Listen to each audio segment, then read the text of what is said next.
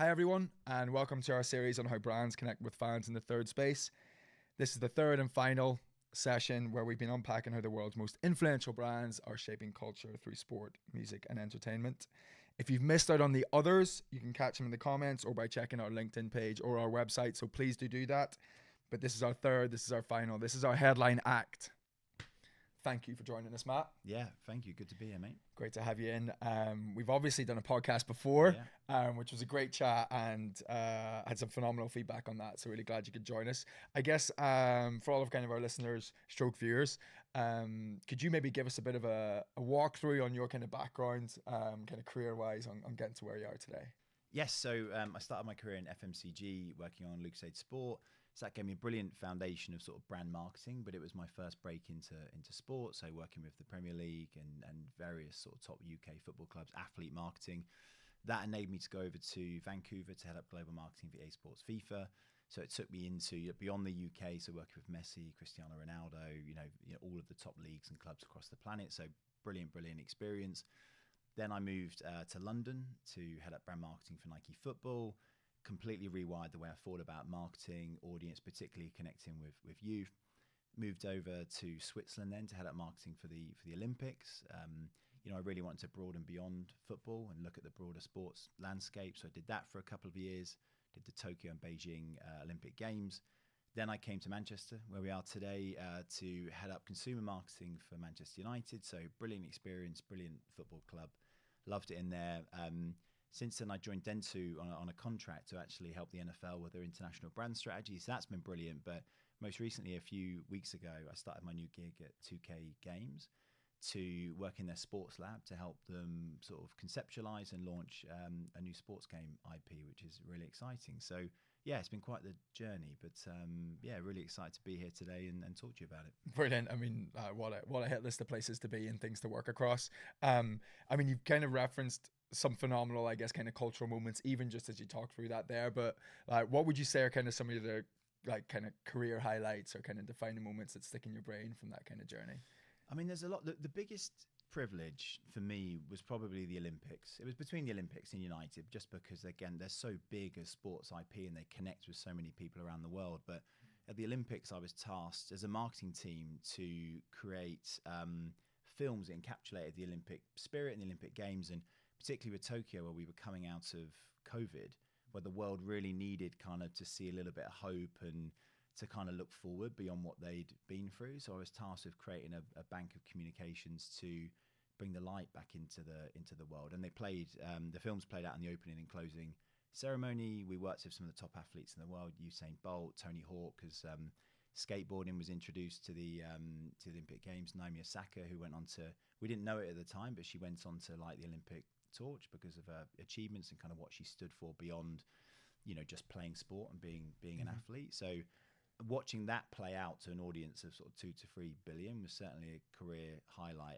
And I did it. I joined 6 months before the games, right? It was a postponed game. So the time that myself, the team, and we were working with like a little boutique agency in Vancouver, Canada, actually, called Holson Durrell, like really good dudes. So to turn that around and to see it in the opening ceremony was pretty spectacular. What a kind of cultural moment to be a part of. I remember that game so vividly as well, because like you say, like coming into the back of what everybody kind of had in 2020, and yeah, it was a kind of phenomenal moment in time. My dad, that was actually supposed to be my dad's final games as he's a swimming coach, but because of the delay and I guess kind of like the kind of health risks around it, he ended up not going. So we feel like it's the one that's missed out, but we're gonna. It was incredible. Well, it was weird because we were walking around in Tokyo and there were no spectators. So I remember watching Djokovic play, and there were like 4 of us in the stadium.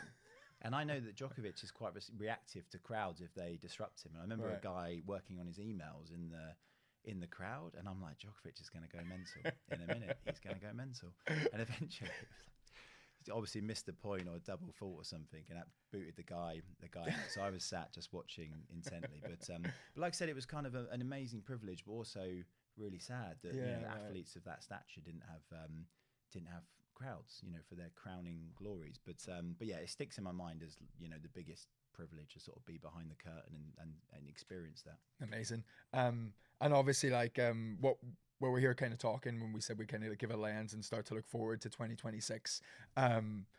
Really interesting year for coming from a kind of global sports perspective.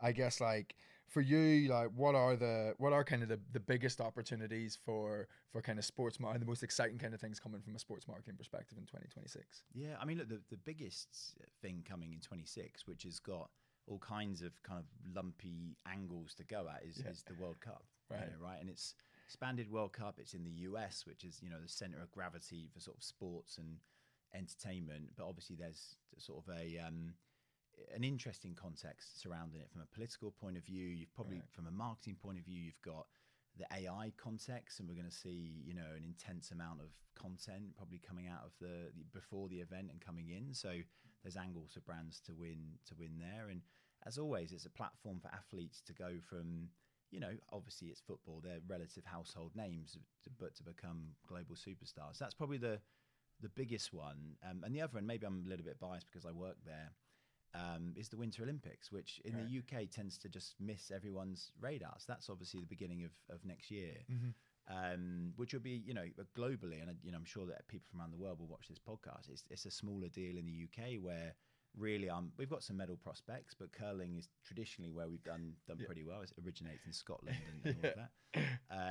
But globally, that's going to be an important moment where again we see athletes kind of come to the fore and become household names. Right. Yeah.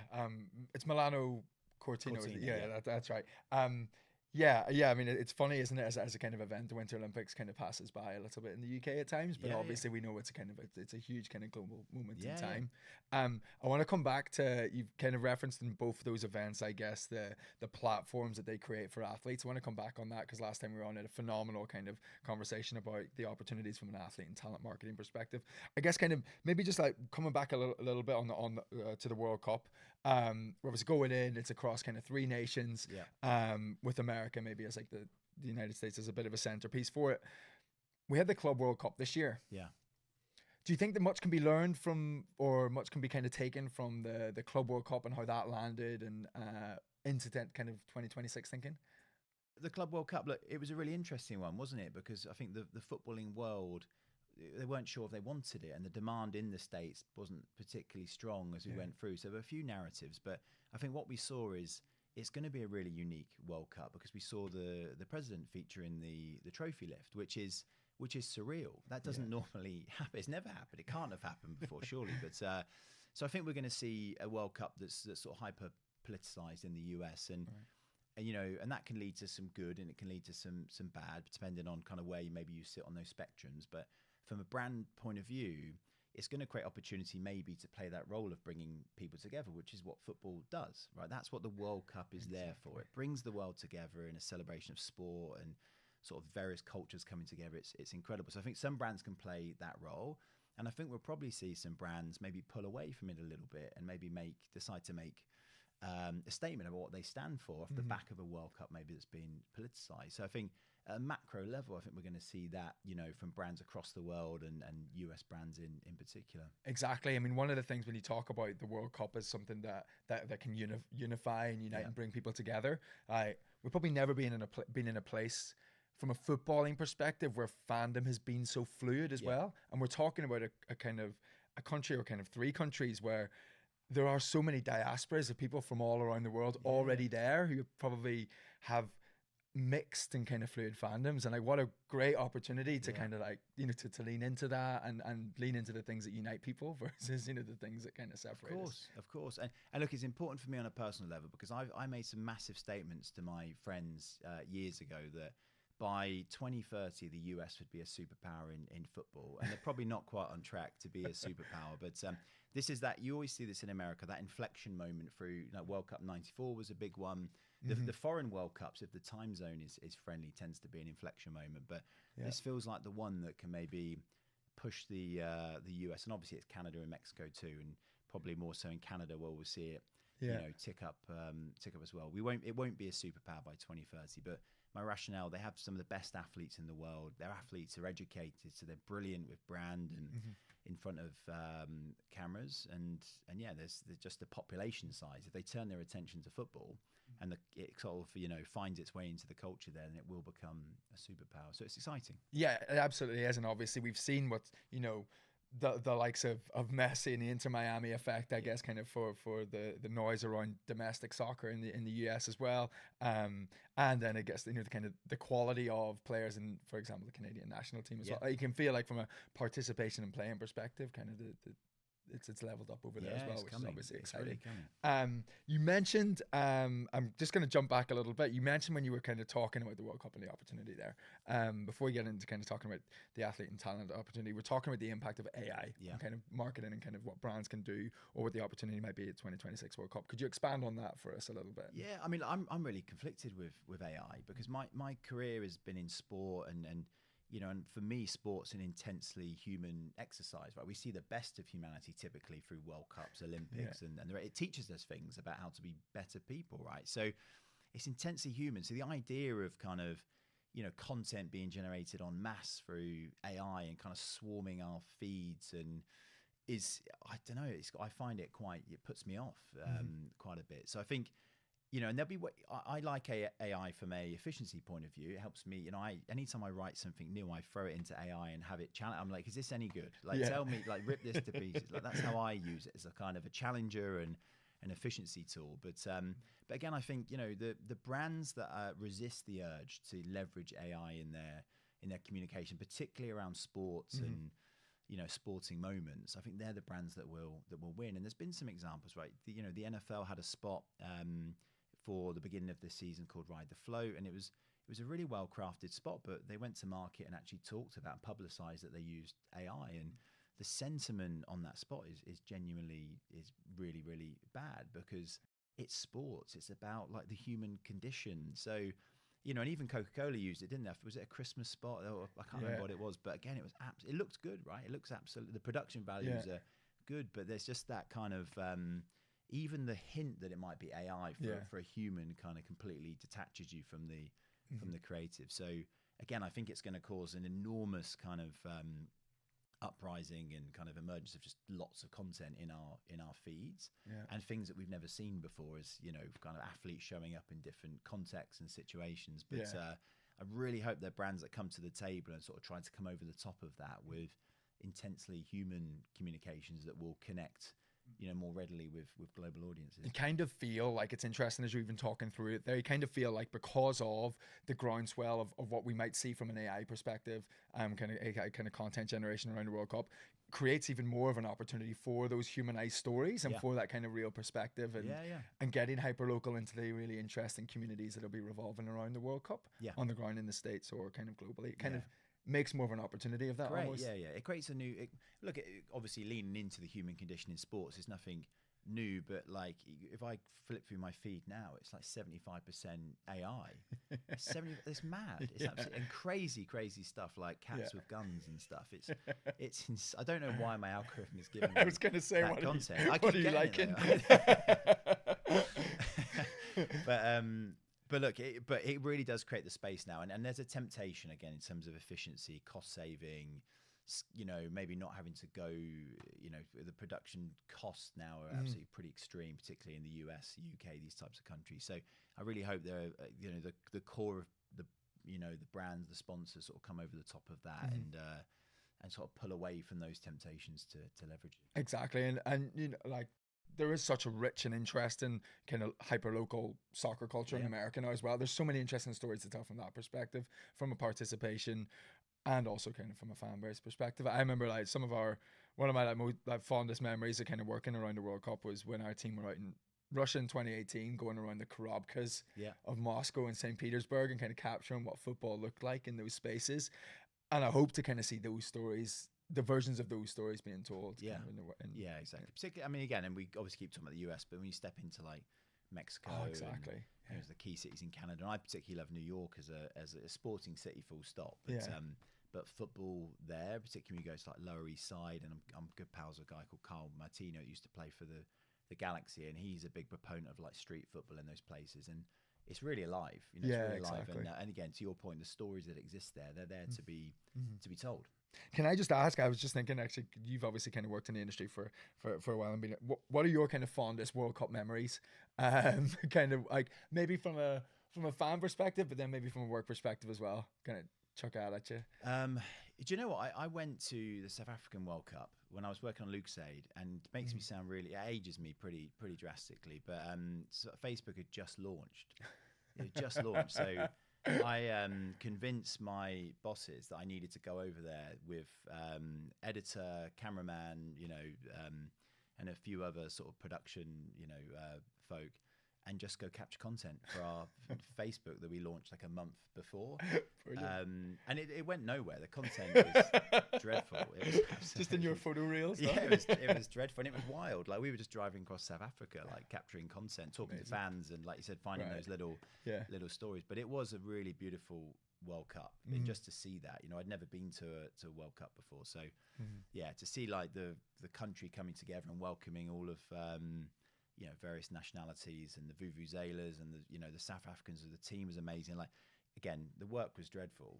Should have been fine. My career should have ended when I came back. But the experience, it really opened my eyes around the role of sport, and again the role of the World Cup in bringing people together. I mean, I could I don't want to bore you or bore anybody listening, but like that the power of sport in a situation like that, I'm such a big believer of that. Like where I'm from, where I grew up, like the impact that sport had on bringing communities together in Derry and Northern Ireland, like so firmly burnt in my brain, and I'm so hopeful that is the experience that we see in 2026. Yeah, exactly. Yeah, even for the South African World Cup, there was a lot of scaremongering around crime in the country, and I've never met more welcoming people and culture. It was just amazing. And again, they're scared. I was flicking through my phone earlier, looking at World Cup content for 26. I've seen lots of things about ICE raids and how they're going to overshadow the World Cup. And let's hope it doesn't. But I think the reality when you're on the ground, the reality of like American people are incredible and the sports culture is amazing. That, for me, that's going to override. I would hope, and I believe it's going to override all of that sort of negativity that's floating around. Yeah, I would hope the same. And there is a sense check, isn't there, that probably every World Cup around now is when you start to get those stories about it's too expensive, it's not going to work, people are going to hate it, and then actually, when it starts to come around. Correct. It's the same with Olympics too. It's like they start telling the stories about this, whatever the cost of the stadiums and the infrastructure challenges. Like it all starts to come, but the reality is, there's no country in the world that's better than putting on sports and entertainment events in the US. So it's going to be, and we keep talking about the US. Canada's absolutely incredible too. And Mexico, of course. The heart and soul of football sort of half resides in Mexican people and Mexico. So. That's going to be a highlight as well. So it'll be amazing. Yeah, it's going to be fantastic.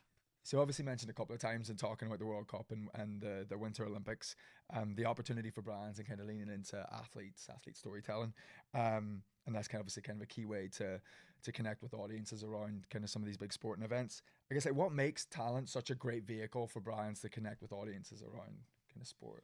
Yeah, I mean, look, I want to say something really profound and modern, but there's just a reality that, people trust people more than they trust the brand, right? So if you're seeing someone you admire and, someone that's, great achievements in sport or carrying themselves in a certain way, there's a level of trust that, leads to that endorsement. So, that the sports marketing around athletes has not necessarily changed that much. I mean, what's changed is, actually, rather than putting them on pedestals and treating them like superheroes, actually, as I said, like people trust people, they trust humans. So if you present them as humans and as people that you can relate to, that creates a level of relatability for your brand. And of course, the other challenge, and this is more of a modern challenge within marketing, is like hyper fragmentation of audiences, right? So that becomes a really challenging, I think when I was on Lucasade, we used to talk about two audiences, right? And most of it was based around demographics because,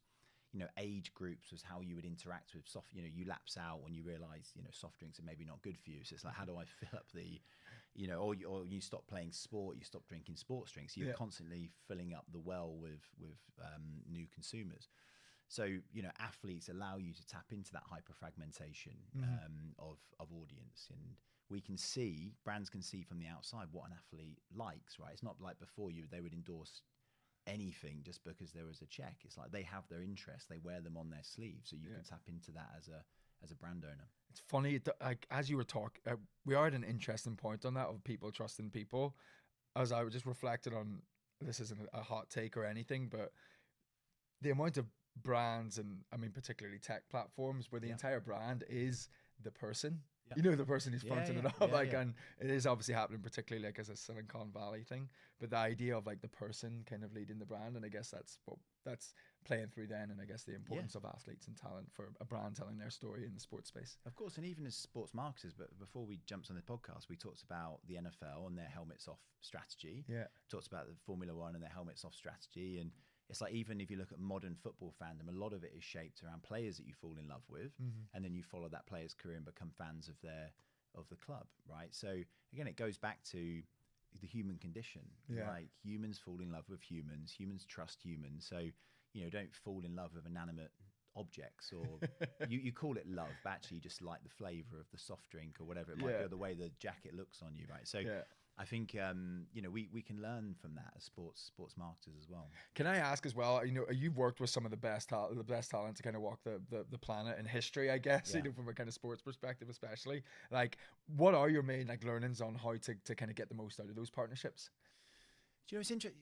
I take a lot from my time at Nike. Yeah. Because I think the time before that, and Lucas, I remember we worked with like Steven Gerrard and, you know, the top. Yes, he is a legend. But the, you know, the top English athlete typically. But at Nike, and I explained this to someone the other day, like we didn't create like a plan for a football boot and then put, you know, the athlete in it. Like we would create plans for athletes. Like we would literally write a marketing plan. And in the UK, I remember Raheem Sterling, we had Jadon Sancho was on his way up, Phil Foden, Harry Kane. You know, we would write the plan about Harry Kane and the product would fit within that plan, right? So if I elevate the athlete, if I put if I understand the athlete in a way that even sometimes the athlete might not understand themselves, you know, that creates a really powerful relationship, and that relationship is then felt by the audience, and they just happen to be wearing the boot, and maybe there's a colorway that really connects into the ethos and the personality and the identity of that athlete, and then that becomes an item that people want to buy or interact with. So we were never trying to sell football boots, we were never trying to sell jerseys, we were trying to sell the athlete, and we knew off the back of it, you know, people would you know, the commerciality would come out the back of that if we got that right. Yeah, and I guess like that, you know, I almost bit my tongue for almost saying this word, but I'm gonna say it anyway. But like that authenticity on understanding actually like what the athlete is really about and telling stories through that lens, like it obviously kind of resonates. Like we know that kind of super specific, hyper specific stories are the things that hit you the most in the stomach. Yeah, exactly. And then the audience buys into it. They go, "Wow, that's a brand for me." You know, there's obviously a brand science around how that works. But you and me before this podcast talked about slightly similar, connected, but maybe a bit different, but like club marketing. And it talks about when, you know, when I was at Nike, we took on the Liverpool relationship, and we were really trying to understand the audience and show them that as Nike, a big American company, we actually understood a city in the Northwest that's traditionally quite closed off. Like they don't let outsiders in very, very easily in Liverpool. Sky's not English. Of course, exactly right. And the spot we made was called the Republic of Liverpool, right? So we played into that. And we had a girl do perform in the spot, and at the beginning she says, you know, she says something like, "We're not wired right," and you know, who would call an ice lolly a lolly ice? And again, it's just us flagging to the audience saying, we get you, like, we really understand your context, and maybe we're overcoming those hurdles of why a huge American brand would sponsor Liverpool beyond kind of the obvious kind of sporting, you know, factors involved. So that when you find that level of authenticity, the audience will respond, because again, you are just signaling you get them, and that's how, again, we go back to it. It's a human exercise. That's what they want to feel from. Exactly. You know, they can see the human that sits behind that piece of communication that essentially is what they buy into. Yeah, exactly. And there's, you know, I guess like one of our big learnings as an agency is there's lots of ways to find those things around athletes, and we spend so much of our time, you know, speaking to the people around them or speaking to them to kind of find out what those little angles and kind of interesting ways in are. I forgot. Sorry, just on that. I'm a Liverpool fan. Sorry, everybody. That was the start of the piece that launched the Liverpool Nike partnership. That Lolly Ice reference. Yeah. Because that was that was how they signed off the whole deal. Did you see that? Yeah, yeah. When they won the 20th title, the last thing they did was a Lolly Ice fan. Yeah. Giving them out a kind of the title parade. I'd not connected that was like the start and the end of the partnership. Exactly. Oh, it's wonderful. And look, I won't. A good friend of mine, he's a friend of yours too, Andy Brown, was leading on that project. He's now at Dr. Martens doing amazing stuff. But when he led that project to understand, he's a Liverpool fan too, obviously. And he led the project to understand the community, the people, the athletes, the club. And when we presented it to the club, they were dumbfounded, and they said they felt a bit exposed, because they said to Andy, and I was a participant just watching on. They said, "You understand this club better than we do," and that's what we did at Nike. And again, it's anyone that works with me now sees that that's the way I work and the way that I think about marketing and audience and whatnot. Even I'm on the board at Stockport, and I'm applying those same theories and understanding. So anyway, I can loop that back to athletes, right? So the same way we try to understand Liverpool, we got those reactions from fans. The same exists with athletes.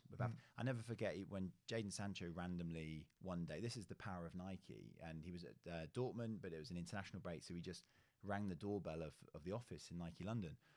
And the receptionist came over and said, "Jadon Sancho's here." And I was like, "Okay, what do you want me to do about that?" And then the sports marketing guy came over and said, "Have you got anything you can show him?" And I was like, "Well, we're actually working on a plan."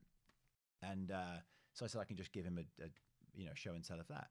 And there was a line, and he'd said it in an interview, and it must have been flippant, but he said, "We rise through lifting others." So this was like in really profound quote, and he really wanted to give back to Kennington, Southeast London, where he came from. And I played that back to him, and he didn't even remember saying it. He was like, "I really like that." He's like, "Can I use it?" I'm like, "It's your words. You can use it as much as you want. It's your words." Yeah.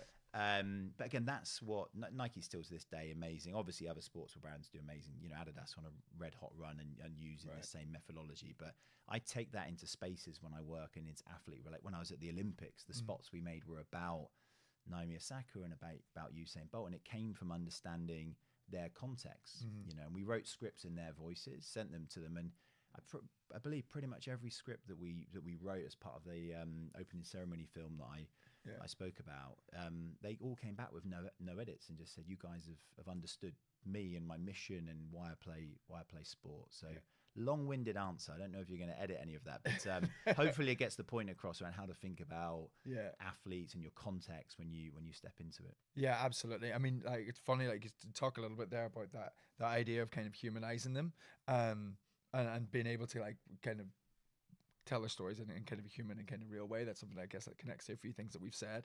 We've seen that land like phenomenally well, particularly in this age when you're not sure what's real. To be able to like unpick those real things.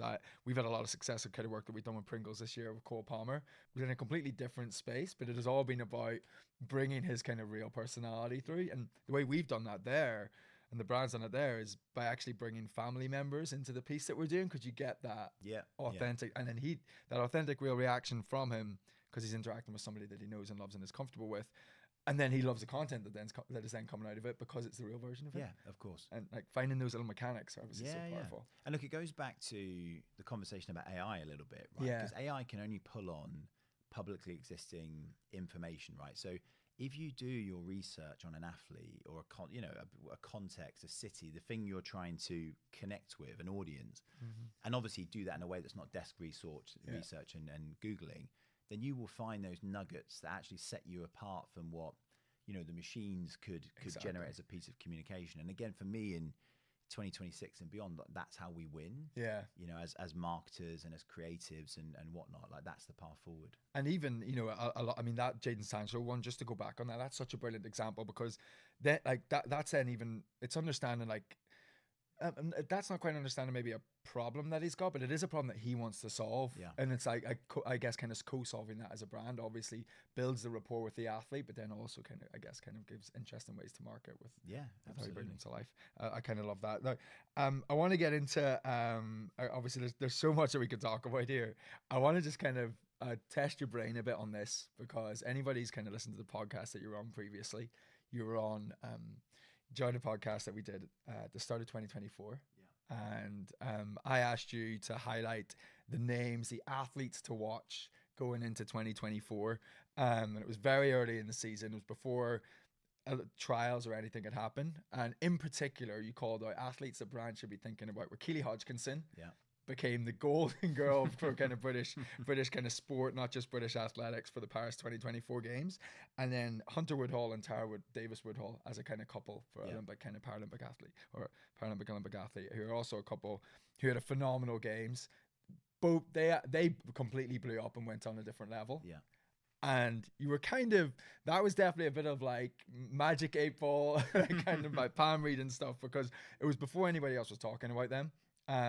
So I've got to kind of come back, because I mean, just quick anecdote on it. I'm going to name drop the shit out of this next 30 seconds, but I was in Cannes at the Kevin Hart special in the Netflix house, and I sat down to watch it and turned to my left, and it was Tara Davis Woodhall and Hunter. Amazing. And I said, oh, I was in a podcast a year ago, and a guy kind of said that I need to watch out because you were going to blow up, and it even blew their minds, because they were saying way back then no one was paying any attention to us. So that level of prediction, Matt, no pressure. No pressure. I've teed this up massively.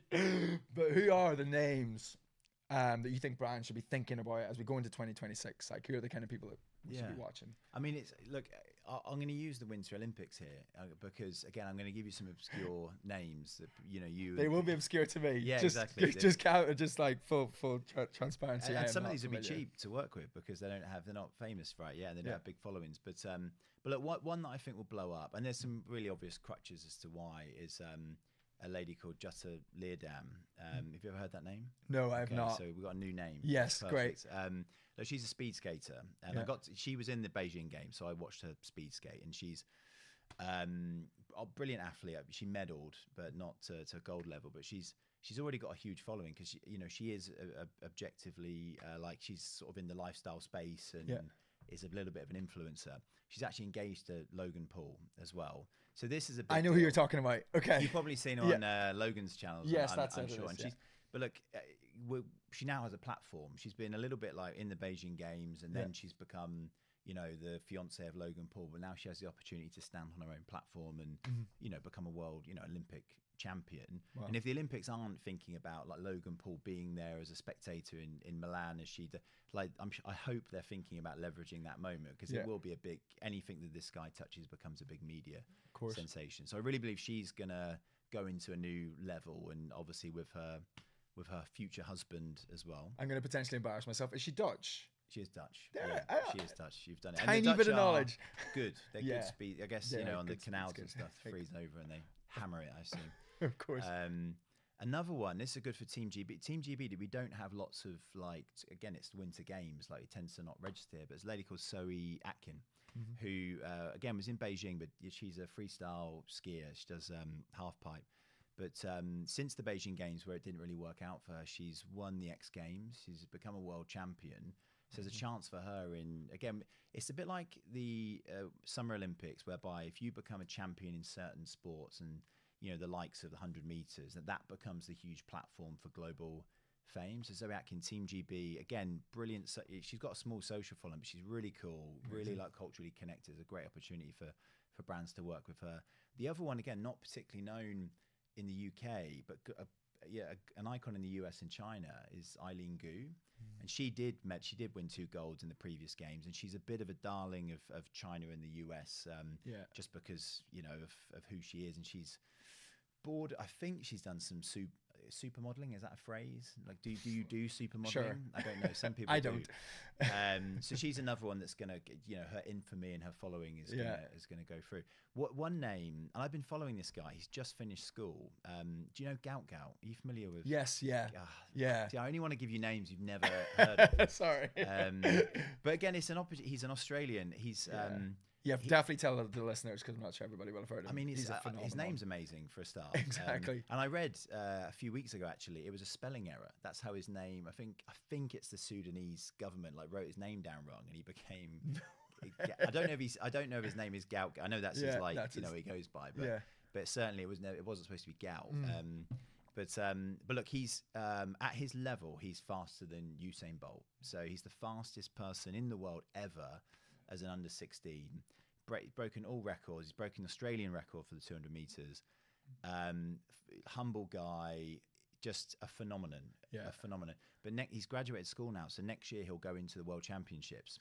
So all of a sudden his fame will reach the global level, and also the Commonwealth Games in Glasgow. So he'll be on our shores. So I recommend I recommend anybody, if you've not heard of Growthw, Google him and watch the clips of his races, because just visually for his age group, how far ahead he is, and then the times he does it's ridiculous. Yeah, it's ridiculous. And to be fair, he plays down the Usain Bolt connection, because that is a pretty heavy crown to try and wear. But when he goes into the like world athletics and Commonwealth Games, and obviously building up to LA, he will become a huge household name. Of course, if he lives up to the progression that he's had at the moment. Yeah, I mean, it's funny, like for the men's sprints at Paris 2024, it was phenomenally exciting, but it does feel like we're at a point where there is a new generation that is about to come through.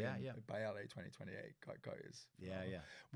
What's really struck me as you were talking through kind of the Winter Olympics, and we think about like kind of the profile of those athletes, is each of those sports you're talking about, aesthetically, they're phenomenal, like from a content perspective, and then being able to tell stories about those athletes, like the aesthetic of watching a freestyle skier, you know, or like a speed skater, like that content is going to be so sticky. Like what an interesting opportunity that is. And look, I pride myself a little bit on, when I was at Electronic Arts, I was working with the top, 2%, 1% of footballers, Messi, Ronaldo, Ibrahimovic, like the top. That's a smaller percentage than the top 1-2%. Yes. That's a top not point, not. Yeah. But I remember when I moved to Nike in London, I didn't recognize any of the athletes' names. I didn't recognize any of them. And even all of the artists that Nike were working with, again, because at EA it was really broad. Our music team would often like find music and put it in the soundtrack that we hadn't heard of, and that was a path to success. But my philosophy, well, we actually watched Nike, and if Nike were working with an athlete or an artist, we would then work for them at EA. Like that was the influence. So I went to Nike. The pressure was always, who's the next? Who's coming?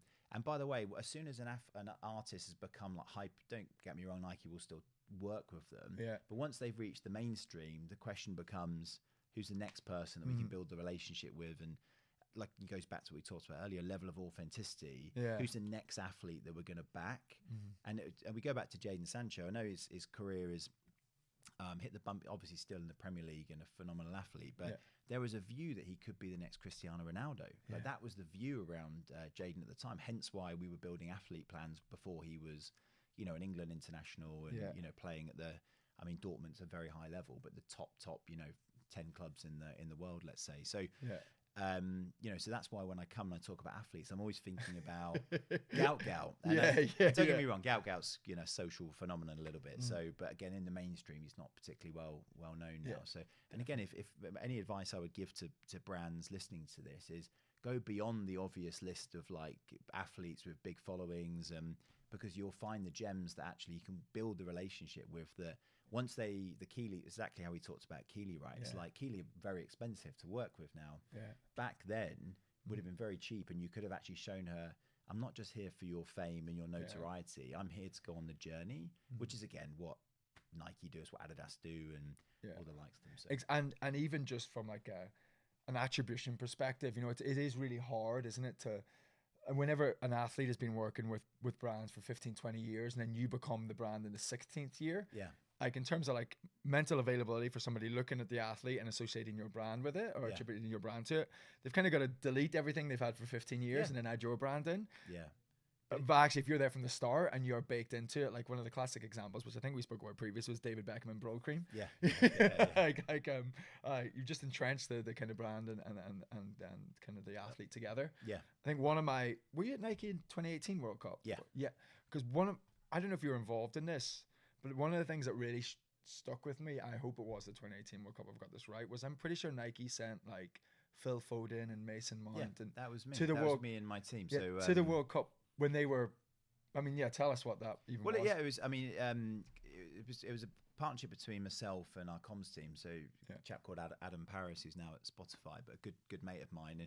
And again, we were focused on who's next. Right, who's next. And also there was a part of it that was media training with them to help them kind of be part of it. There was a little bit with the FA, which is let's get them around the country. Let's kind of help them build that profile. Some of it was content capture. Yeah. And some of it again was building a relationship that pays off, right? And I never went to any of these guys' birthday parties, but our sports marketing partners and whatnot would go and interact with their friends, build that level of trust that's again pays off in the communication, right? So that was a little bit the theory for us. It's like.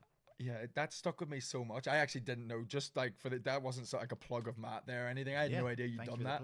I had no idea you'd done that, but it really stayed with me as like, because it felt really natural and organic that they would be there, but also that the brand had kind of helped them be there and kind of told the story in a really, it was really clean. Yeah. And that resonated. The challenge we had at Nike and the big sportswear brands will have this is we had so many athletes and all of them wanted to be marketed by us and feature in our commercials. So we had to make bets. But the three athletes we took, it was Ryan Sessegnon. Yes, that's right. I was trying to remember the who obviously is, again, phenomenal career, but he was ripping it up in the championship at the time, wasn't he, with Fulham? Yeah. Phil Foden, who's obviously gone on to become, an elite, absolute elite top of the game, and Mason Mount. Yeah. Who had an incredible career and is it's mad to call it a resurgence at United. He's never really gone away, but United's had such a rocky path that maybe it feels like a resurgence for him. But I mean, look, Ryan Sessegnon still had an amazing career, but we had 2 out of 3 of our picks before anyone knew about them. Yeah. And I never forget texting. My friends were being very typically English supporters after we lost that semi-final. And I was like, the future's amazing. Trust me, we're going to be in all the finals from here and I was listing all the names that were coming through that I'd come to learn through working at, some football fans will know those names and pay attention, under 21s, under 18s. Yeah. But these guys were world champions at the under 21 age group, right? And then, so they were, being typically negative about the team. And I'm like, trust me, we will hit every final. And we've gone on to do that, right? I know we hit the semis in the World Cup or quarters, but certainly in the Euros, my premonitions have come. I've had a few premonitions. America being a superpower in football did not hit just yet, but certainly England's trajectory really paid off. So my premonitions are pointless. I'm Republic of Ireland flying at 2026 World Cup is not going to come to bear. That's an amazing walkthrough on that. If I can just like chuck one final question at you before we close, the big one. Yeah. All your experience, all your knowledge, all your learnings. Who's going to win the World Cup and who's going to win the Golden Boot? Big question. It's a big question. Who's going to win? Look, I've just talked about England. It's good. Obvious. It sounds so obvious, like that I would say it, but I really do think England have got good. If England can deal with the heat, because if I look at the World Cup and obviously what we saw in the Club World Cup, the South Americans will be more adept at working, playing in those conditions. So I do look at Brazil and say they've got a very, very good chance in this World Cup. But again, I look at Harry Kane. He literally looks like the best player in the world right now. His numbers, but he's also morphed into a centre midfielder. And I saw the other day sort of making slide tackles as a centre half. It's like, what's going on if Harry Kane's doing that? But as you know, I'm a Forest fan, and Elliot Anderson looks like he's. Yeah, I know. It is dreadful. But Elliot Anderson Golden Boot. Elliot Anderson Golden Boot. The Geordie Maradona, but he is solved the problem, and hopefully Declan Rice makes it too, because those two as a midfield pivot look incredible. And I've been telling my friends about annoying them about Elliot Anderson since he's like Newcastle fans know it and the Geordies know it. He is the real deal. Next summer he'll go for north of 100 million. So if he stays fit, Harry keeps firing. You've got some, Grealish is back on the scene. Jude is knocking about and not really like the talent we've got. And Thomas Tuchel just seems to be finding his rhythm. So I do think England might do it. And if they can deal with the heat, that's my caveat. If I'm completely wrong. Top goal scorers can be interesting because we've got the last dance right at this World Cup. We've got Messi and Ronaldo for one final showdown. So love it. If Portugal get enough penalties, and Ronaldo could do that. So I really do think there's a narrative bubbling there with those two. There's going to be huge media interest. It's going to be a narrative that carries over the top of it. So for me, one of those could do it. If not, I feel like I'm just really obvious here, but Mbappe feels like the one that can come from behind and do a number. I'm thinking Mbappe or Vinny Jr. That's where we might be going for Golden Boot. Yeah. It feels right though that Leo or Cristiano would do it. It would be lovely, right? Just to see it off in that way. And Well, it would be lovely if it was Evan Ferguson and Republic of Ireland were there, but we will not be. We will not be having another John Aldridge on the sidelines moment, unfortunately. Matt, thank you so much for joining us. A pleasure as always. Thank you everybody for joining us, and see you all soon.